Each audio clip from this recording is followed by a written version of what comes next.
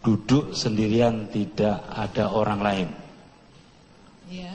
Nah, atas pertanyaan penyidik, setelah saudara diperlihatkan CCTV sebagai barang bukti dalam perkara ini, pada waktu itu saudara melihat secara seksama Ya. sampai habis? Ya. Berarti pandangan saudara melihat CCTV itu, momen-momen itu secara komplit ya saudara amati ya? Ya. Oke. Bahwasanya di dalam jawaban saudara pada poin 8, apakah saudara bisa menyampaikan apa maksud jawaban saudara terkait dengan momen-momen CCTV yang diperlihatkan kepada saudara pada saat perilaku atau kegiatan terdakwa di meja 54. Bolehkah diulang Iya. statement saya, Pak? Iya. Statement saya boleh diulang, Pak? Jadi jawaban ahli adalah sebagai berikut. Dapat saya jelaskan bahwa setelah saya lihat dan analisa barang bukti berupa rekaman CCTV kasus kopi beracun di Grand Indonesia berdasarkan hasil observasi pada rekaman CCTV dan dilengkapi dengan keterangan dari polisi, ditemukan beberapa tampilan perilaku Jessica di luar kelaziman sebagai berikut. Nah, pada jam 16.14.52 momen meletakkan 3 buah paper bag di atas meja makan sementara sofa masih kosong. Ya. Nah, awalnya Jessica meletakkan di sofa, kemudian dipindah ke meja dan disusun berbaris menyamping.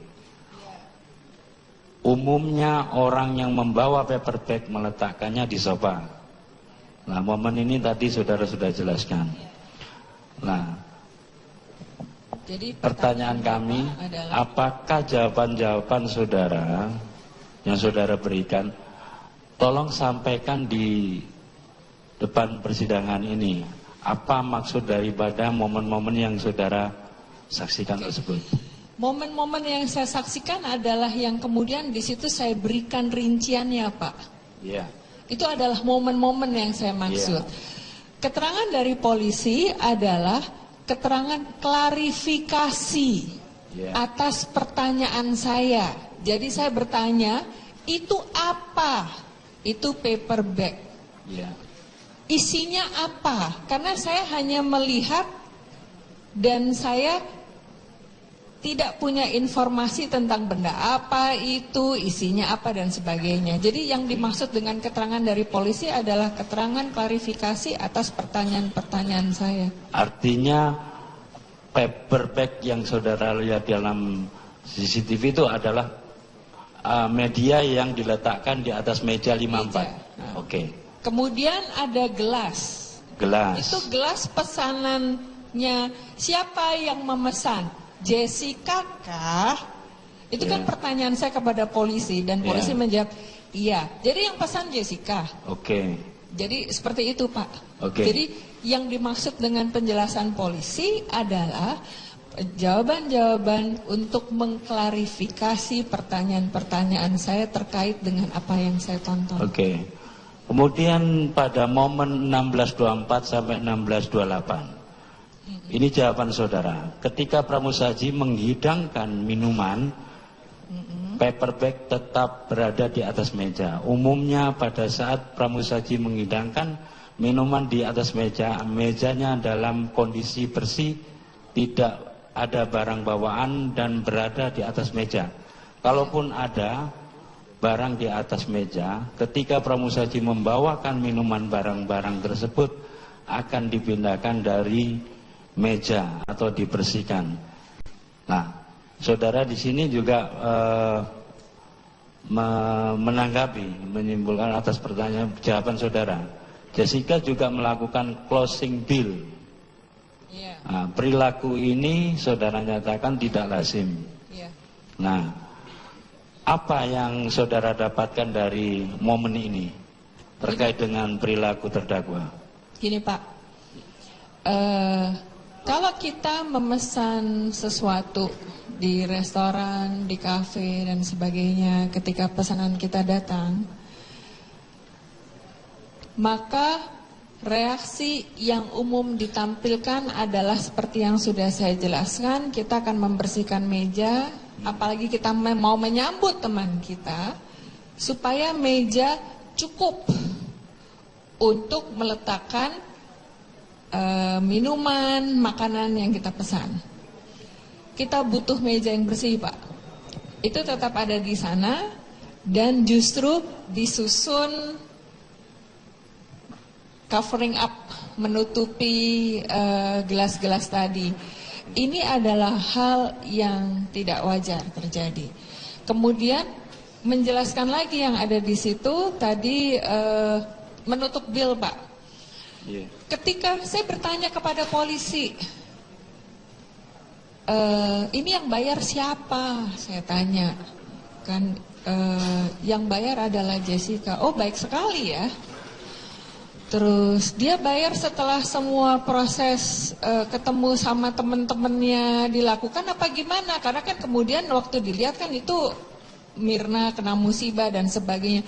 Kapan bayarnya? Karena sepanik-paniknya itu kan tetap harus dibayar, Pak. Apakah bayarnya setelahnya atau dengan transfer dan sebagainya? Oh enggak, Bu Rati. Itu dilakukan setelah pesan dia langsung closing the bill. Jadi polisi menjawab pertanyaan saya, Pak, bukan feeding me with information, beda kan? Ya. Jadi waktu ditanya, saya tanya kemudian itu penjelasannya. Nah ini yang kemudian menjadi tidak wajar. Kenapa begitu ya? Dan kemudian saya mendapatkan informasi kemudian bahwa ini adalah sebuah pertemuan untuk membalas pertemuan yang sebelumnya. Jadi ketika kita mau membalas sebuah pertemuan yang sebelumnya atas itikat baik, maka gesturnya we are going to let the bill open, Pak. Kalaupun makanan yang disajikan atau minuman yang disajikan tertentu, kita akan close umumnya pada saat proses silaturahminya selesai. Apalagi temannya baru datang hampir 1 jam kemudian. Jadi kita bicara tentang kelaziman perilaku, Pak. Oke. Terus kemudian pada momen 16/24/17, ini jawaban saudara, kopi yang ditujukan untuk korban disajikan di depan Jessica. Kemudian tampak gerakan-gerakan seperti membuka tas tangannya dan terdapat gerakan tangan memindahkan gelas kopi ke seberang mejanya. Umumnya jika pemesan yang datang bukan untuk dirinya, seseorang akan meminta pramusaji agar hidangan ditempatkan di area lain, tetapi tidak di depannya. Ini jawaban saudara ini apakah perilaku Jessica tersebut menurut pendapat saudara seperti apa? Jadi kita bicara tentang perilaku yang umum, Pak. Ya. Ya. Kalau kita ada di sebuah restoran, kafe, kita duduk di tempat kita duduk. Kemudian kita memesankan untuk orang-orang lain. Dan kita bisa membuat bayangan akan duduk di mana bukan di depan kita. Itu tidak akan kita, gini loh, ketika pramusaji memberikannya di hadapan kita, kita otomatis akan minta untuk digeser ke tempat yang lain.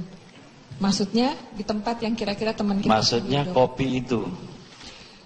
Di sini order yang kemudian dikonsumsi oleh Mirna adalah kopi. Jadi dari situ berarti itu bukan pesanan Jessica untuk dirinya.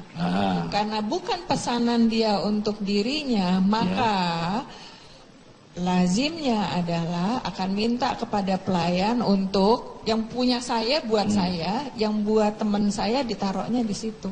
Oh, jadi meletaknya seperti pesanan yang dipesannya. Yang di depan yang seharusnya adalah yang buat saya. Iya. Tapi yang saudara lihat di CCTV rekam video itu, apakah kopi pada saat disajikan itu diletakkan pada posisi, saudara kan juga melihat tadi menceritakan Mirna datang dan minum kopi. Apakah kopi yang disajikan oleh pramusaji tadi pada saat kopi itu disajikan itu di depan Jessica? Depan Jessica. Nah, pada saat Mirna datang, kopi ada di depan Mirna. Iya. Nah, apa ini? Perilaku apa? Padahal kopi itu disajikan di depan Jessica. Tentunya minuman itu tidak disajikan untuk Jessica. Ya. Nah, pada saat itu terdakwa tidak meminta pramusaji untuk meletakkan di mana Mirna duduk kopi itu. Apakah perilaku ini menurut pandangan ahli seperti apa? Pendapat ahli? Ini bisa mencerminkan macam-macam, Pak. Salah satunya mungkin lengah, lengah karena ya di depan dia gitu. Ya. Yang kedua, bisa saja mungkin dia juga ingin mengamati kopinya. Ingin mengamati kopinya. Bisa aja ingin mengamati kopinya, karena mungkin aja ini adalah proses yang menarik buat dia untuk diamati. Kemudian yang ketiga, mungkin saja dia memang ingin kopi itu ada di depan dia sebelum kemudian dia pindahkan. Kita nggak bicara tentang mengapa ini dilakukan oleh Jessica, Pak. Itu tidak dalam kapasitas saya untuk membuat penilaian. Tetapi yang saya lihat adalah kelaziman perilaku yang biasanya ditampilkan orang-orang ketika pesanan untuk dia dan teman-temannya datang. Apa yang biasanya secara umum akan dilakukan oleh seseorang. Contohnya gini deh, Pak. Pada saat Bapak bersama teman-teman Bapak, ini Bapak umurnya beda nih sama Jessica ya, tapi Bapak dengan teman-temannya Bapak kumpul, Bapak memesankan pesanan untuk teman Bapak. Otomatis yang akan Bapak lakukan, nanti Bapak bisa mengujinya juga, ketika pesanan Bapak datang akan di depan Bapak. Kalau diletakkan di meja lain, Bapak akan minta supaya diantar kepada Bapak. Tolong Mas, pesanan saya dibawa ke sini. Begitupun ketika bukan pesanan untuk Bapak, misalnya es jeruk kayak es kopior kayak atau apapun juga ya, dihadirkan di depan Bapak, Bapak akan bilang, tolong taruh di sana Mas. Bukan Bapak biarkan ada di depan Bapak. Ini adalah hal-hal yang sangat umum dilakukan oleh orang-orang. Ya, oke. Kemudian saudara juga melihat momen 1629 sampai 1634. Selama waktu ini jika Jessica menunggu hingga kopi datang dan ia memindahkan kopi ke seberang mejanya, ia menunjukkan banyak gerakan-gerakan seperti menengok ke belakang, ke samping kanan, menunduk, kemudian memindahkan barang, memindahkan posisi duduk. Umumnya individu sesuai seusia Jessica ketika menunggu temannya adalah melakukan kesibukan dengan gadget miliknya, seperti melakukan selfie atau chatting, buka media sosial, nonton YouTube atau main game. Ini apa ini maksudnya? Gini Pak, kita bicara dalam konteks perilaku, bicara tentang konteks perilaku juga dikaitkan dengan kebiasaan orang-orang sesuai dengan umurnya. Ya. Perilaku yang umumnya ditampilkan oleh orang-orang seumur Jessica sampai yang lebih muda, ini masuk the Y generation, adalah cenderung intens dengan gadget.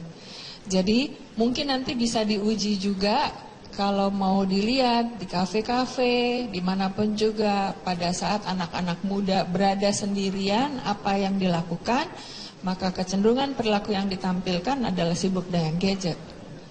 Sibuk dengan gadget, dengan sosial media, dengan nonton YouTube, itu adalah perilaku yang sangat umum dilakukan oleh orang-orang seusia Jessica. Oke, terus dilanjutkan pada momen 16:33:53, Jessica memindahkan paper bag dari meja ke sofa. Umumnya seorang akan meletakkan paper bag di sofa sejak awal masuk ke kafe. Nah, di sini apa yang saudara amati terkait dengan CCTV yang saudara lihat tadi? Kita bicara tentang kelaziman, Pak. Ini sudah saya jelaskan tadi. Oke.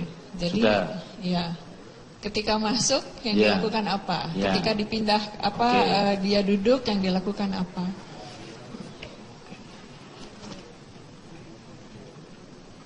Kemudian ini yang momen terakhir yang minta penjelasan ahli. Pada momen 16:44,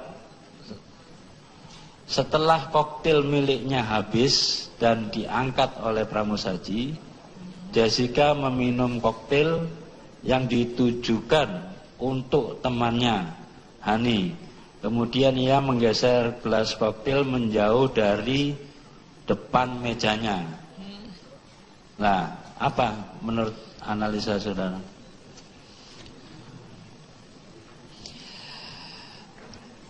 Jadi dia pesan 2 minuman ya, koktail dan 1 kopi. Iya. Oke. Koktail punya dia sendiri sudah diminum habis, kemudian dia minum koktail temennya. Itu sebenarnya nggak sopan, Pak. Karena kenapa? Itu adalah minuman temannya. Jadi kalau dia mau bisa dia minum, nanti dia pesankan yang baru. Itu kita bicara tentang kenapa itu diminum. Kalau dikaitkan dengan kasusnya, semestinya dia bisa memesankan ulang untuk teman-temannya. Ini saya merujuk kepada apa yang saya lihat dan saya tulis di situ, karena dia minum jatahnya Hani, nggak dihabisin ya, terus dia geser. Tapi di sini kan terdakwa menunjukkan bahwa tadi di tayangan di 16:24 sampai 16:28 itu kan udah close bill. Kenapa, Pak? Udah close bill, artinya minuman itu sudah dipesan. Bisa diulang, Pak, pesan lagi. Diulang. Close bill kan untuk pesanan yang tadi. Sebetulnya kan bisa pesan lagi. Apakah dari tayangan CCTV yang diperlihatkan penyidik itu adakah momen Jessica melakukan pesanan ulang? Tidak. Tidak. Menurut ahli, apakah perilaku ini wajar atau tidak wajar? Padahal dia kan janjinya mentraktir, ya toh. Kemudian minuman pada saat Hani Mirna datang kan habis, cuma 1 minuman aja yang ada. Terus kemudian terdakwa tidak meminta temannya untuk memesan makanan atau minuman. Jika itu dikembalikan kepada itikat untuk membalas kebaikan ketika ditraktir oleh Mirna dalam pertemuan yang sebelumnya, maka apa yang ditampilkan dengan apa yang disampaikan tidak ada kesesuaian, Pak, di situ. Mengapa demikian? Jika itikatnya adalah untuk membalas, mengentertain teman, pesanan akan dilakukan sesuai dengan permintaan teman. Dan ketika pesanan datang, bill baru di-close setelah proses bersilaturahminya selesai, Pak. Dan jikapun bill sudah di-close sebelumnya, sebagai indikasi dari adanya niat baik, tetap ditawarkan untuk membuka order baru. Apalagi apa yang disajikan dari waktunya bisa dibilang sudah expired. Ice coffee setelah 1 jam itu kehilangan kualitas dari ice coffee itu sendiri. Koktail tetap koktail, tapi koktail biasanya kan diminumnya dingin. Ini pasti juga udah rasanya sudah berbeda. Kemudian kalau bicara tentang niat baik, berarti mestinya dia tidak mencemari dengan cara mencicipi koktail punya Hani. Ya. Terus kemudian tadi saya yang menarik saya terkait dengan kesimpulan saudara bahwa terdakwa berpotensi melakukan manipulasi terhadap barang-barang ya, yang ada di belakang paper bag di meja 54.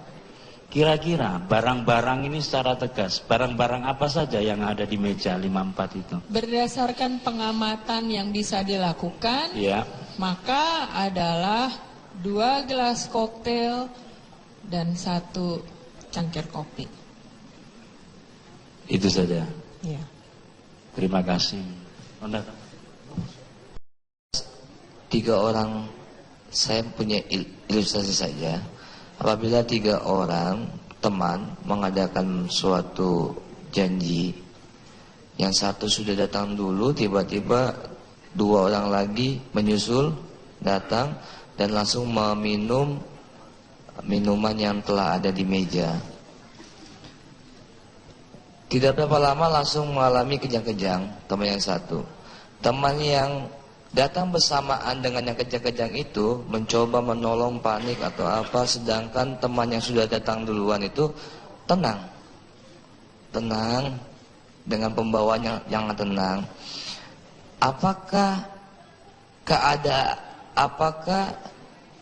kondisi tersebut, kondisi kejang-kejang tersebut itu adalah kondisi yang diharapkan oleh pelaku yang tenang?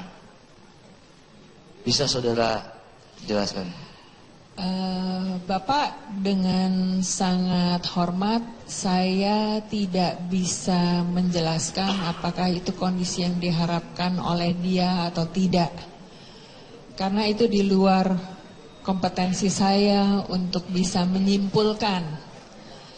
Saya bisa menjelaskan bahwa reaksi yang umum ketika seorang teman kejang-kejang di hadapan kita, maka kita akan secara otomatis menilai bahwa situasi tersebut adalah situasi genting. Dan karena itu adalah situasi genting, maka saya akan menampilkan berbagai perilaku untuk melakukan tindakan pertolongan.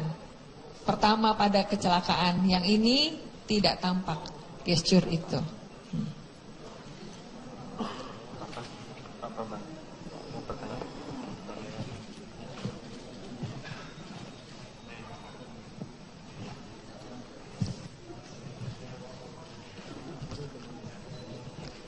Mohon izin yang mulia, kami lanjutkan.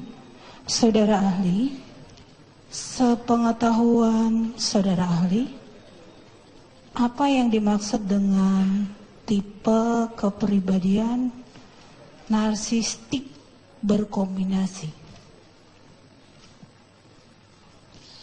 Narsistik tipe kepribadian narsistik adalah tipe kepribadian di mana yang bersangkutan memiliki dorongan yang sangat besar untuk menjadi pusat perhatian dan mendapatkan perhatian maupun pemujaan dari lingkungan di sekitarnya. Menyukai adanya admirasi, pemujaan, penerimaan, kekaguman, itu menjadi bagian dari kebutuhan orang-orang dengan kepribadian narsistik.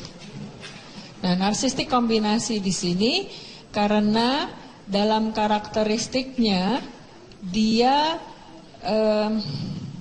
berkaitan dengan bagaimana dia butuh untuk bisa diakui keberadaannya terkait dengan achievement-nya dia, prestasi, kemudian hal-hal yang pencapaian-pencapaian yang dia miliki.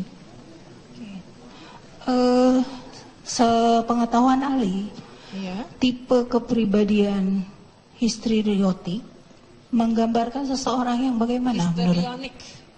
Menurut Histrionik. pendapat ahli menggambarkan seorang yang bagaimana? Kepribadian histrionik adalah orang yang punya kecenderungan dan dorongan di dalam dirinya dia untuk sebetulnya mirip dengan narsistik, dan menggunakan pesonanya untuk bisa menarik perhatian, cinta, kemudian pemujaan tadi dengan menggunakan secara seduktif dan dengan menggunakan juga pesona-pesona yang dia miliki sebagai pribadi.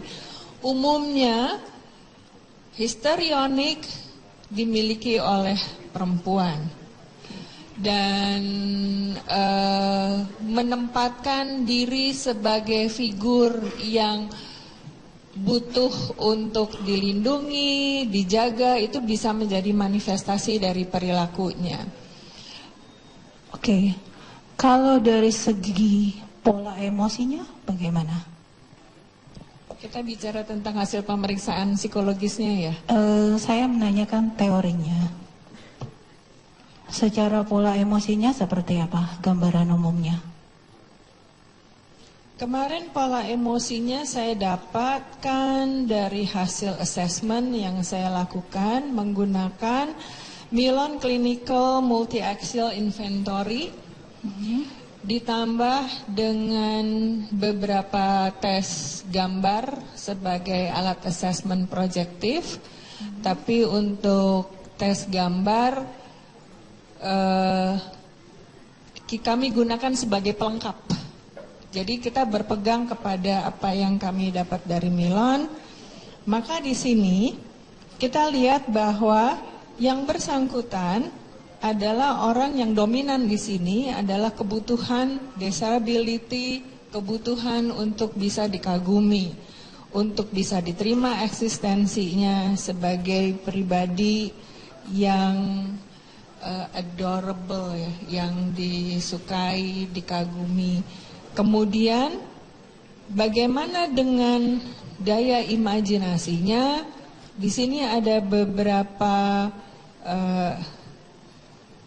indikasi bahwa daya imajinasinya untuk situasi-situasi yang berkaitan dengan hidupnya itu juga besar pada yang bersangkutan. Tadi ahli menjelaskan bahwa melakukan pemeriksaan psikologis terhadap terdakwa. Ya. Pada saat melakukan pemeriksaan psikologis yang dilakukan selain observasi apa aja? Observasi itu nomor satu. Kemudian saya menyebutnya sebagai wawancara dengan memberikan serangkaian pertanyaan terkait dengan bagaimana dia dalam kehidupan sehari-hari, hubungan dengan keluarga, pertemanan, dan pengalaman-pengalaman puncak baik puncak yang positif maupun yang mungkin menyedihkan pada yang bersangkutan. Kemudian kepada yang bersangkutan juga kami berikan assessment berupa tes gambar orang, gambar pohon, itu standar sekali. Kemudian menggunakan Milon Clinical Multi-Axial Inventory yang tadi sudah saya jelaskan. Dan kami juga memberikan assessment, sebentar saya cari.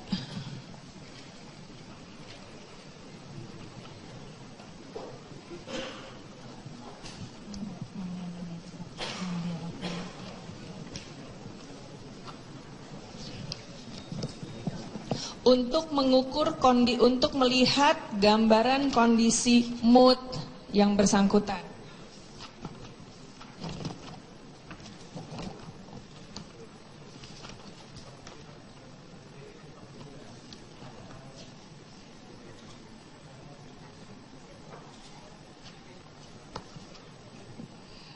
Kami menggunakan outcome rating scale. Oke. Tapi hasil tesnya pasti nggak ditaruh di situ karena sifatnya konfidensial. Oke. Ya. Itu dari Scott Miller, Ibu. Oke. Jadi selain menggunakan pemeriksaan yang tadi, observasi, wawancara, tes psikologi, apa yang menurut pendapat ahli, kesimpulan apa yang bisa ahli, kesimpulan secara umum ya, karena mungkin kalau secara pribadi seperti yang sudah saudara ahli jelaskan tadi bukan kompetensi ahli. Kesimpulan umumnya apa? Ada nggak? Kesimpulan kami, Ya. Bapak Hakim. Jadi saat dilakukan pemeriksaan, Jessica dalam kondisi yang waras dan sadar. Ia adalah individu yang cerdas. Dengan demikian, Jessica mampu mempertanggungjawabkan apa yang dia lakukan. Oke, terima kasih.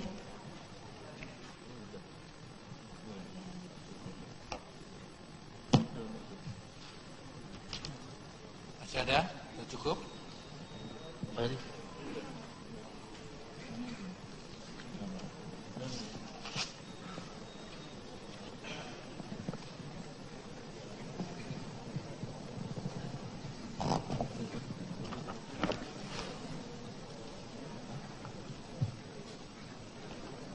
Saudara ahli ada sedikit kami meng-cross check terkait dengan pemeriksaan saudara. Ya Pak. Saudara tadi menjelaskan rekan saya tadi, saudara menjelaskan bahwa Jessica itu masuk dalam kategori amorous narsistik. Ya, berdasarkan teori Milon and Davis yang saudara analisa, itu di poin 7 itu menjelaskan bahwa kategori amorous narsistik itu pada poin 7 itu mereka seringkali menggunakan kebohongan yang rumit untuk beralih dari satu hubungan ke hubungan yang lain. Ya. Dari analisa ini artinya Jessica yang masuk kategori amorous narsistik memiliki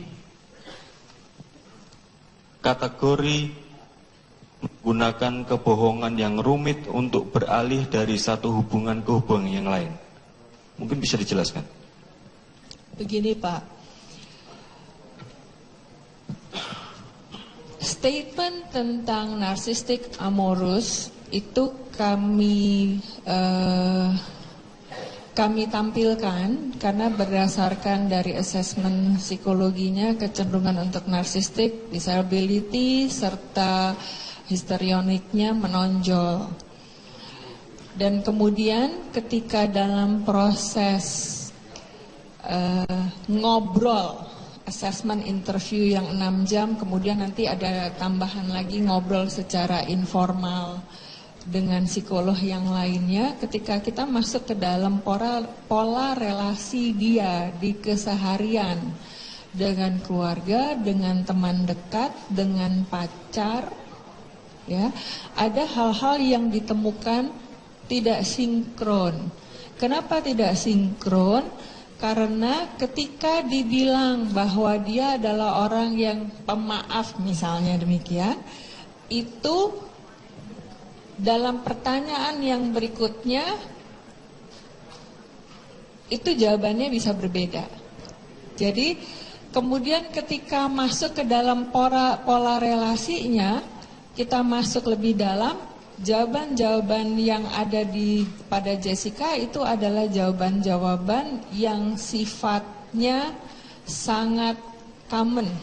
Jadi nggak bisa masuk sampai detail ke dalam. Di sini kami menyimpulkan bahwa begitu masuk ke dalam hubungan yang sifatnya relasional dan kaitannya dengan intimacy, jadi hubungan keakraban dengan orang lain, terutama terkait dengan hubungan intim antara pasangan, itu sifatnya dangkal. Begitu masuk ke dalam sifat yang dangkal, maka diagnose awal tentang kemungkinan profil kepribadiannya masuknya ke dalam yang amorous narsistik tadi, Pak. Tetapi tentang bagaimana sebetulnya relasi itu harus digali lebih dalam, kami tidak melakukannya.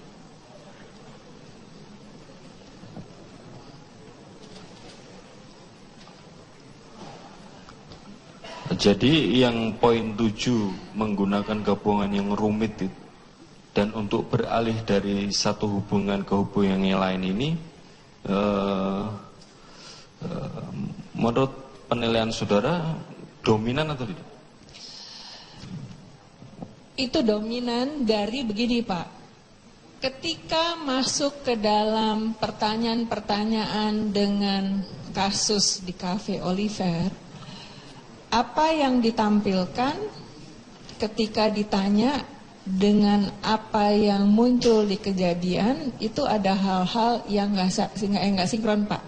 Sekilas tampaknya betul, tetapi ketika harus ditelusuri lagi satu persatu, kita masuk ke dalam bagaimana titik-titik itu saling dihubungkan, ada hal-hal yang kemudian menjadi tidak sesuai. Nah, untuk bisa melakukannya dibutuhkan kecerdasan yang luar biasa.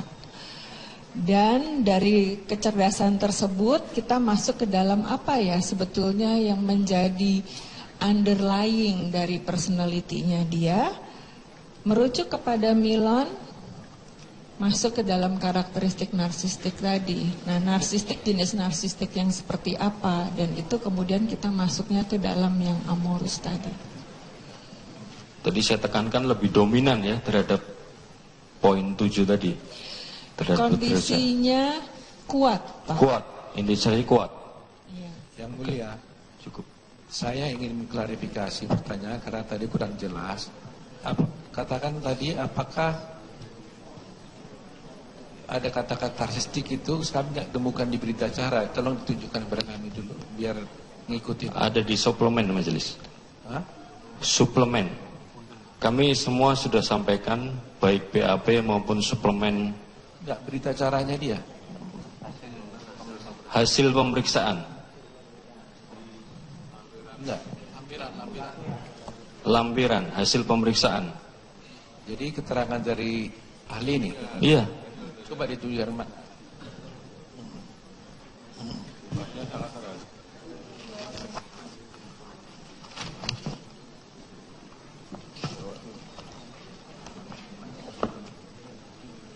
Biar kita bisa ngikutinya gitu.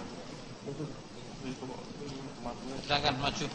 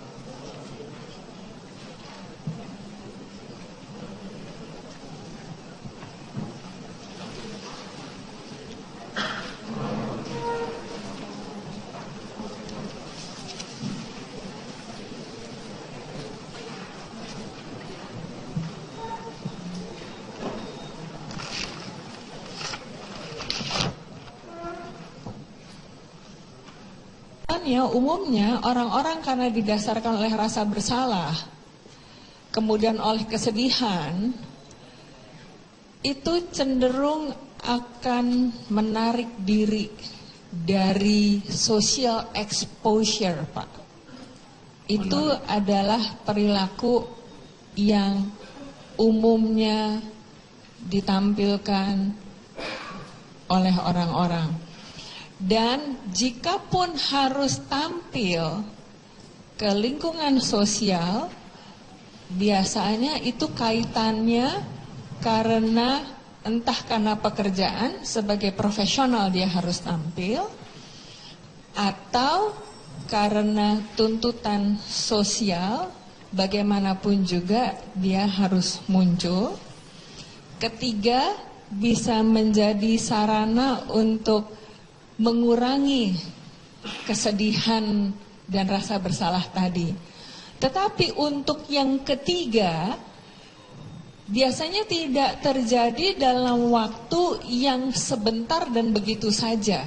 Karena pada umumnya orang membutuhkan waktu yang relatif cukup lama untuk mampu memproses kesedihan, rasa bersalah, dan ketakutan itu tadi. Tadi saudara jelaskan bahwa ada social exposure.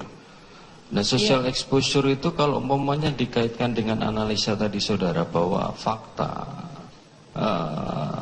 tadi disampaikan bahwa tampil sebuah khalayak umum dengan sangat terbuka, itu kan berarti kontradiktif dengan adanya social exposure. Kita bicara tentang bagaimana seseorang bounce back dari kesedihannya, Pak. Ya bisa saja dilakukan. Nah, sekarang lanjutannya adalah seberapa intens orang akan muncul ke lingkungan sosialnya setelah sebuah pengalaman traumatis. Tadi yang saya jelaskan, akan butuh sementara waktu untuk bisa menata dirinya kembali. Dan umumnya orang membutuhkan waktu yang cukup lama. Dan tidak sedikit orang-orang yang juga lalu membutuhkan pendampingan dari orang-orang lain untuk kemudian bisa muncul lagi ke lingkungan sosialnya. Umumnya orang menarik diri. Kemudian yang ketiga adalah pada saat dia muncul ke lingkungan sosialnya kembali, itu reaksinya biasa tampilan dari perilaku yang dimunculkan juga tetap kita bisa lihat adanya kesedihan di situ, ada luka di situ, ada pain di situ, ada masalah-masalah traumanya tadi tetap akan muncul. Yang ini tidak saya lihat dari tampilan-tampilan yang ada pada Jessica pasca meninggalnya Mirna, sebelum saya terlibat di kasus ini. Saudara, tadi saya agak ke belakang lagi. Tadi saudara menarik ketika tadi disampaikan oleh rekan saya bahwa terkait percakapan WA ada pesanan terkait kopi. Tadi saudara ada keterangan itu salah satu bagian dari bentuk kesungkanan juga seseorang yang dipesankan. Dalam case ini ada fakta saksi yang terdahulu mengatakan bahwa si korban ini mengatakan bahwa kenapa dipesankan dulu. kenapa dipesankan kopi itu, gitu. Dan yang saya mau sampaikan menurut keahlian saudara selaku ahli psikologi klinis, bahwa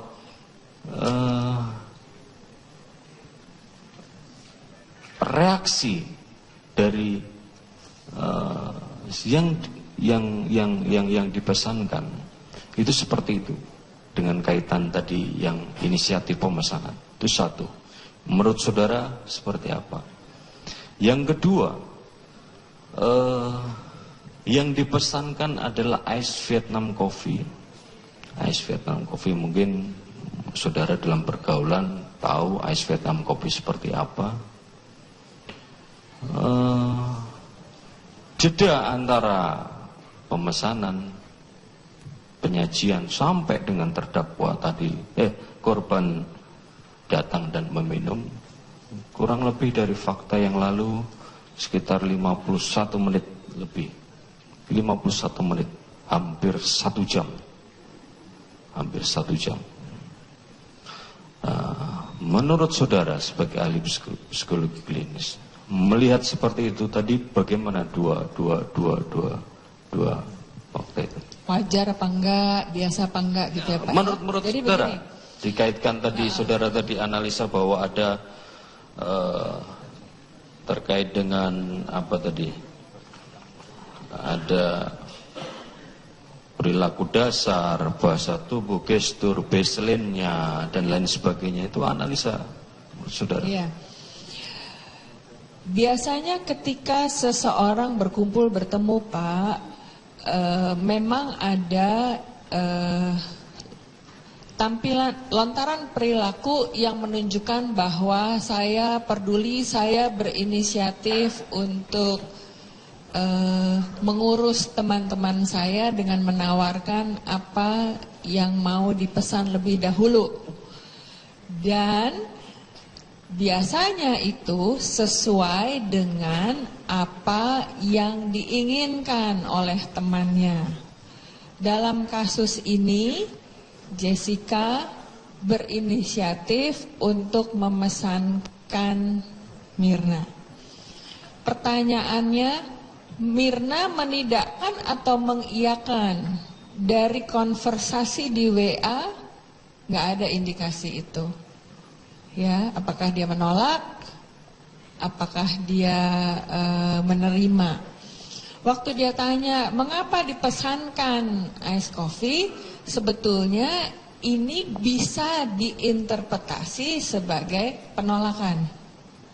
Tetapi sudah dipesankan. Bahwa dia tidak komplain karena sudah dipesankan, ini juga bisa menceritakan bahwa yang bersangkutan menghargai bahwa sudah dipesankan.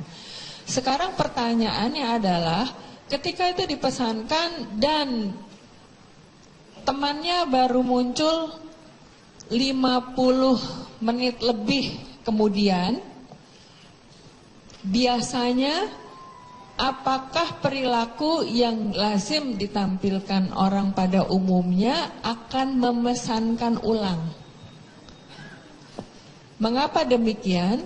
Karena ketika kita janjian ketemu sama orang-orang, sebagai teman yang menghargai teman lainnya, kita cenderung akan memberikan yang bagus buat temannya. Jadi ketika dipesankan, dia akan menunggu sampai kira-kira temannya kembali datang. Kalaupun ternyata sudah ditampilkan lebih dahulu, dia akan minta supaya diulang, diberikan pesanan yang baru. Kita bicara tentang kelaziman perilaku kan Pak ya?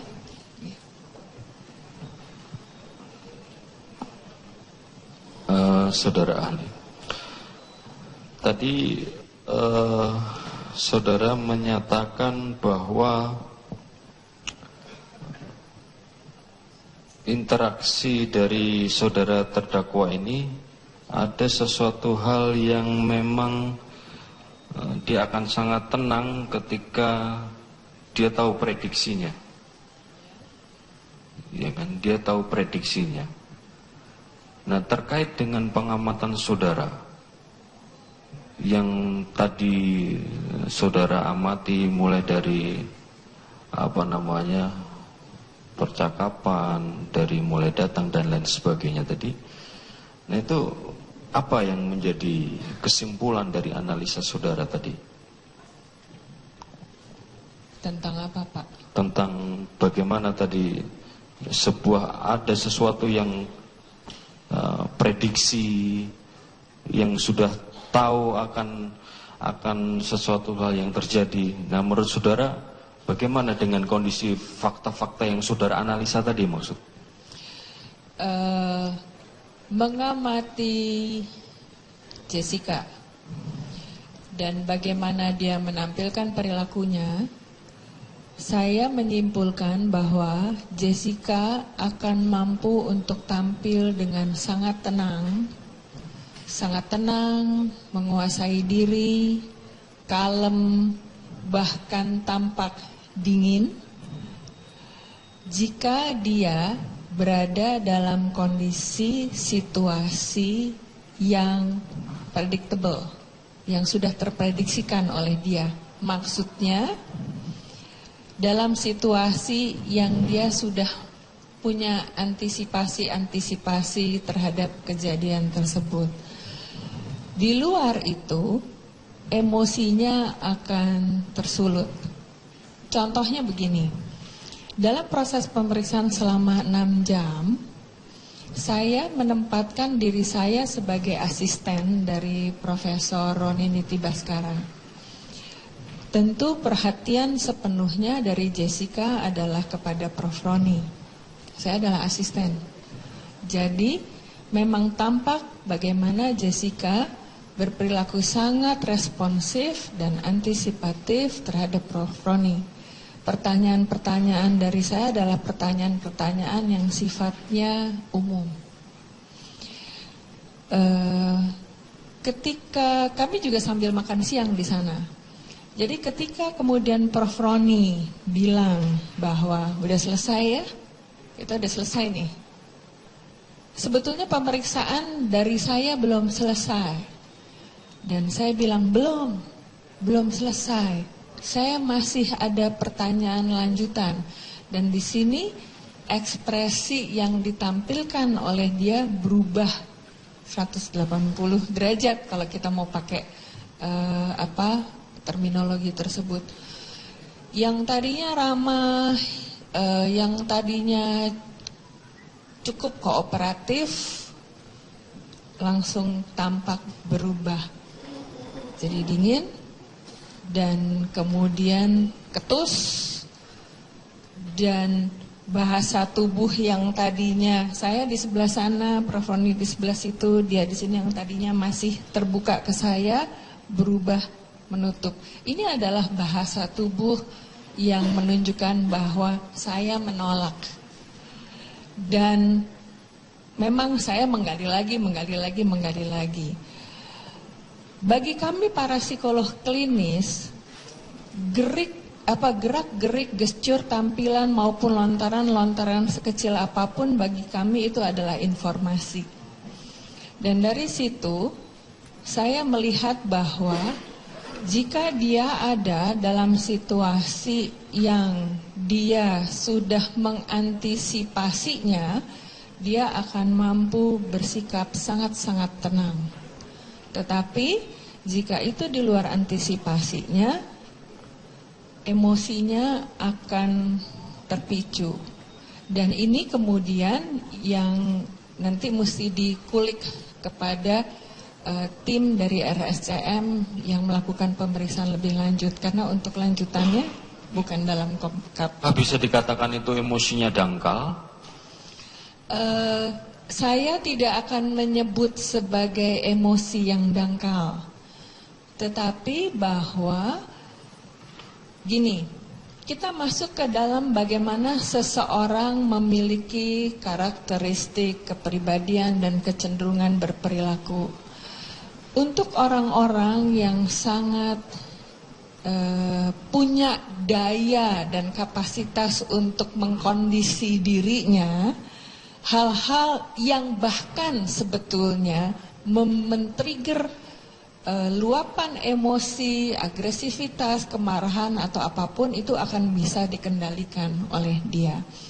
Kemudian situasi-situasi yang terkait juga akan bisa dikondisikan oleh dia, termasuk dia mengkondisikan dirinya atau mengkondisikan lingkungannya. Tetapi ada situasi-situasi yang memang di luar prediksi, dan di situ respons perilaku yang murni dari yang bersangkutan lebih bisa dilihat. Ini bukan dilakukan secara khusus untuk mengulik yang bersangkutan. Ini adalah sebuah konversasi yang sangat umum. Dan di situ kelihatan bahwa ada hal-hal, untuk hal-hal yang dia sudah punya antisipasi tersendiri, dan itu terjadi di luar skenario antisipasinya dia menjadi tidak cukup kooperatif lagi di situ. Kalau tidak cukup kooperatif seperti tadi saudara sampaikan bahwa dia sudah prediksi apa yang menjadi jawaban, apa yang sudah menjadi prediksi, apa yang dia sudah tahu. Itu apakah dalam ilmu psikologi klinis bisa dikatakan itu jujur atau tidak jujur dan lain sebagainya gitu? Kita bicara tentang jujur atau tidak jujur itu kan sangat terpulang lagi kepada bagaimana nanti kita menyelidiki tampilan perilaku, jawaban-jawaban, respons berdasarkan konteks-konteks lain yang terkait dengan isu tersebut, Pak. Tapi bisa bersinggungan nggak itu? Kalau mau dilihat hubungannya sih bisa aja. Bisa aja. Dan itu nanti sebetulnya kan ada pakar lain yang menggali lebih dalam tentang itu. Tadi saudara katakan ada manipulasi di dalam BAP saudara ini kan ada, saya baca ini saudara menjelaskan di BAP tambahan nomor 5, mungkin bisa dibaca di situ, silakan. Saya baca ya Pak ya. Yang tambahan jawaban saudara nomor 5 mungkin bisa dibaca saudara. Oke. Kesimpulan saudara. Iya.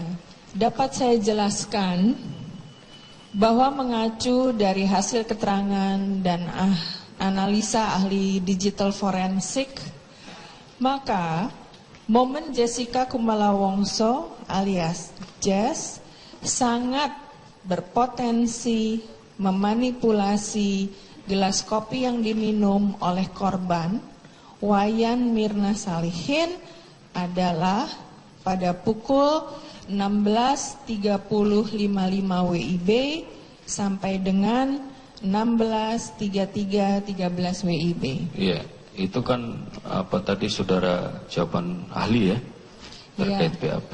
Berdasarkan analisa terhadap video, Pak. Iya, terkait dengan analisa yang tadi saudara jelaskan terhadap diri terdakwa ini, apakah ada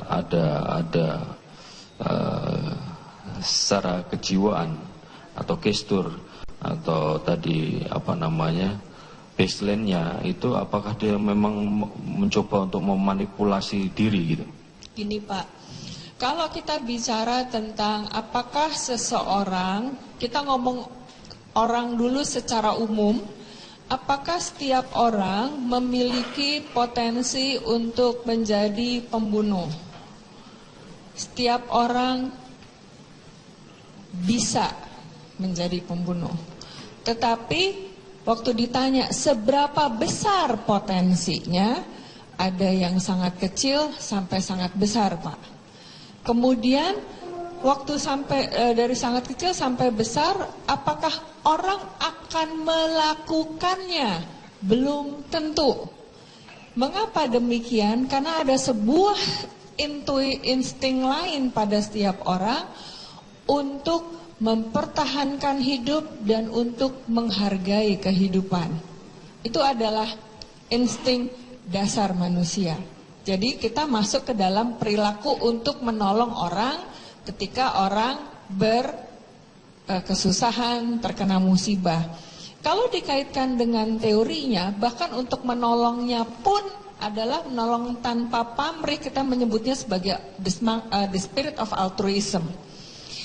Lalu pertanyaan berikutnya, mungkinkah tersangka punya kemampuan untuk menolong orang? Ya. Pertanyaan, apakah itu dilakukan? Dari tampilan video, sayangnya itu tidak tampil. Kemudian apakah dengan kondisi yang bersangkutan mampu untuk melakukan tindak terhadap Mirna? Potensinya ada. Kita bicara potensi. Bicara potensi bukan merujuk langsung ke dalam bentuk tuduhan perilaku, Pak. Kenapa potensinya ada? Karena kita lihat lagi. Ketika dia di waktu tersebut, orang yang paling mungkin di sini dilihat punya potensi untuk memanipulasi gelas adalah yang bersangkutan. Itu satu. Kemudian jika sebetulnya yang bersangkutan sangat berteman dekat dengan Mirna, kemudian ada itikat untuk membantu dan menolong yang bersangkutan, itu akan tampil pada saat dia di sebelahnya melihat masalah yang menimpa Mirna. Dan tadi sudah saya jelaskan bagaimana untuk minta air putih, gerak sigap bahwa dia ada di dalam situasi yang urgent, itu tidak tampil secara signifikan. Begitupun kemudian keterangan dari Bapak penuntut umum yang menjelaskan bahwa pada saat masuk ke rumah sakit menuju unit gawat darurat, perilaku yang menunjukkan bahwa yang bersangkutan punya itikat untuk menolong dalam situasi urgensi juga tidak tertampil secara signifikan, Pak. Kalau bicara tentang motif, yang tahu adalah yang bersangkutan, dan ini di luar kompetensi saya untuk bisa menjelaskan lebih lanjut, Pak.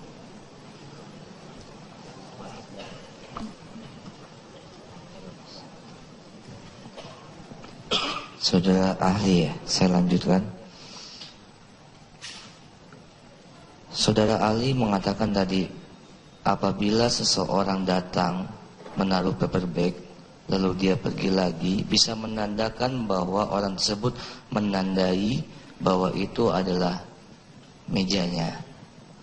Namun, pada umumnya, apakah yang dilakukan oleh orang tersebut apabila dia sudah kembali ke mejanya terhadap paper bag tersebut? Kalau bicara tentang umumnya perilaku yang ditampilkan, pada saat dia sudah kembali, paper bag akan diletakkan di samping. Itu spontan langsung Itu setelah spontan. sampai. Itu adalah spontan perilaku yang umumnya dilakukan adalah begitu dia kembali, dia akan meletakkan paper bag. Kalau tujuan itu untuk menandakan bahwa meja itu adalah mejanya, gitu ya. Nah, menurut ahli, apakah wajar apabila ada seseorang yang sudah berada di lokasi yang telah ditentukan, namun pada saat ditanya oleh orang yang membuat janji, dia bilang, saya belum ada di TKP atau saya masih di jalan. Apakah umumnya itu wajar?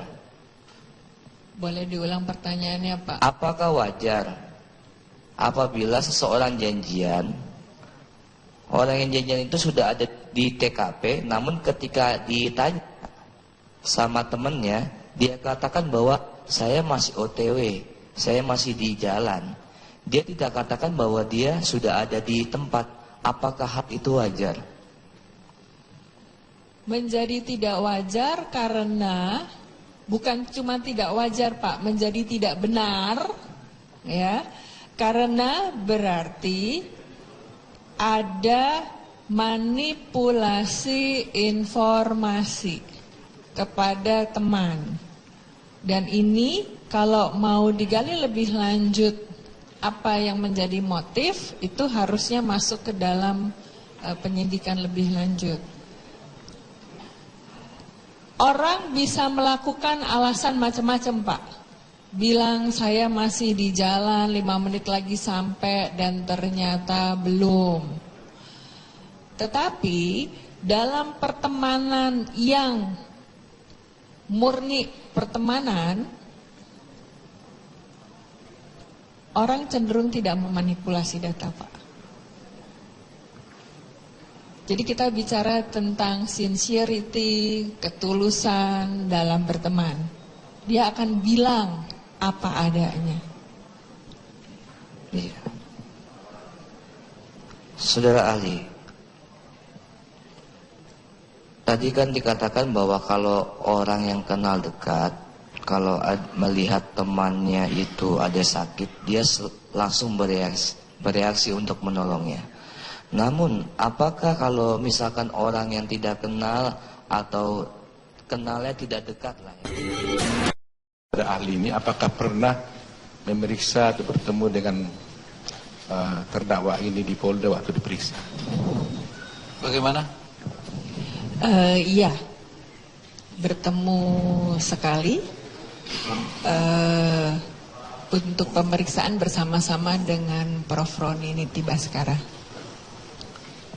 Jadi yang mulia, karena yang bersangkutan ini telah bertindak sebagai penyidik atau paling tidak membantu penyidik dalam pemeriksaan terhadap terdakwa ini, maka tentunya dia tidak bisa lagi menjadi ahli di sini karena tidak independen lagi. Dia memeriksa terdakwa ini berjam-jam, tidak ada berita acara, tiba-tiba sekarang di sini menjadi ahli. Maksudnya pada saat di penyidikan, setelah dia menjadi tersangka, saudara ini telah memeriksa ini di Polda atas permintaan polisi. Jadi berarti dia kan sudah membantu polisi dalam rangka penyidikan. Jadi kalau dia sudah melakukan pemeriksaan dalam rangka penyidikan, maka tidak mungkin lagi dia menjadi independen karena dia sudah bertindak sebagai penyidik pada waktu itu. Sedangkan seorang ahli itu haruslah independen, tidak boleh berpihak pada manapun. Jadi dia tidak sudah berada dalam posisi penyidik dia pada waktu itu, karena dia membantu penyidik memeriksa tersangka ini, dan kami belum menemukan berita acara pemeriksaannya itu di sini.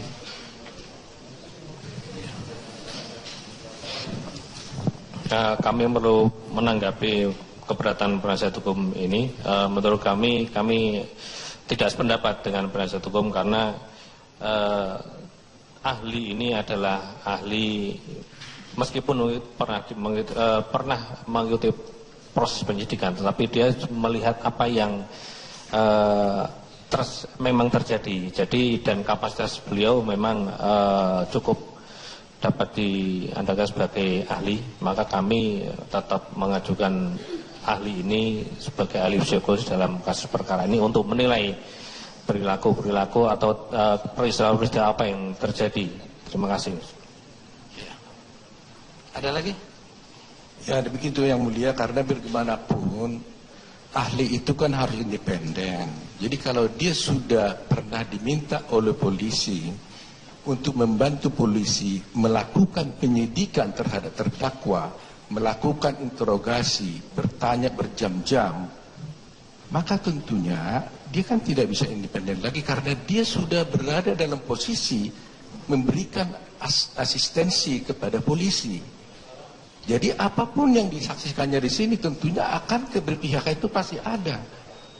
Dan anehnya juga, Yang Mulia, orang ini memeriksa ini. Saya tidak tahu bagaimana dia kapasitasnya sebagai orang yang memeriksa terdakwa ini. Apakah polisi berwenang membawa orang ini memeriksa kepada dia, sedangkan dia bukan anggota polisi dan tidak ada berita acaranya, Yang Mulia? Ya. Apa yang terjadi di sini? Apakah itu ada menambahkan sebelum majelis musyawarah? Pemeriksaan awal yang dilakukan adalah pada tanggal 24 Januari, Yang Mulia. Itu dilakukan di kantor saya untuk mengamati CCTV. Dan itu dilakukan oleh saya dan tim saya. Kemudian ketika saya ikut sebagai mengasis ya, Yang Mulia. Apa itu mengasis? Mendukung, menemani Profesor Roni Niti Baskara untuk melakukan wawancara dengan terdakwa. Saya duduk sebagai observer dan juga memberikan pertanyaan-pertanyaan yang relevan terkait dengan profil psikologis yang bersangkutan. Dan tentang BAP itu saya yakin sudah ada di berkas yang diajukan. Ya. Ada lagi mau ditambahkan? Mohon izin majelis, kapasitas ahli yang kami hadirkan di sini bukan dalam rangka dia ikut menyidik, itu yang harus digarisbawahi. Tapi kapasitas dengan keahlian dia itu melakukan observasi. Jadi kita pertanyakan di sini, kalau seandainya dari penasihat hukum keberatan, silahkan nanti keberatan. Gitu, mohon izin majelis. Jadi beliau ini ahli yang kita sampaikan di sini guna menilai pendapat beliau, bagaimana hasil observasi dan nanti di persidangan ini bagaimana pendapat beliau ini. Terima kasih. Izin Yang Mulia, di negara manapun termasuk di Indonesia tidak ada seorang ahli memberikan keterangan ahlinya tapi dia menginterogasi saksi atas permintaan penyidik. Ahli itu kan menjelaskan tentang keilmuannya terhadap satu soal yang dipandang oleh majelis perlu menjadi dijelaskan. Tapi ini, ahli saudara ini telah melakukan interview, bertanya dan sebagainya tanpa ada berita acara, Yang Mulia. Berita acara yang ada ini adalah berita acara polisi memeriksa ahli ini. Tapi berita acara pemeriksaan yang dilakukan saudara ini terhadap terdakwa ini tidak ada. Jadi berarti kan dia setelah disidik oleh polisi bersama-sama dengan saksi ini. Nah tiba-tiba sudah bertemu, dia mengorek keterangan dari saksi ini, kemudian dia menjadi ahli di sini. Bagaimana mungkin, Yang Mulia? Yang Mulia itu harus yang fair. Saksi itu adalah yang independen dan tidak pernah bersentuhan dengan terdakwa. Ya. Cukup ya, majelis mau bermusyawarah dulu. Asli, Pak.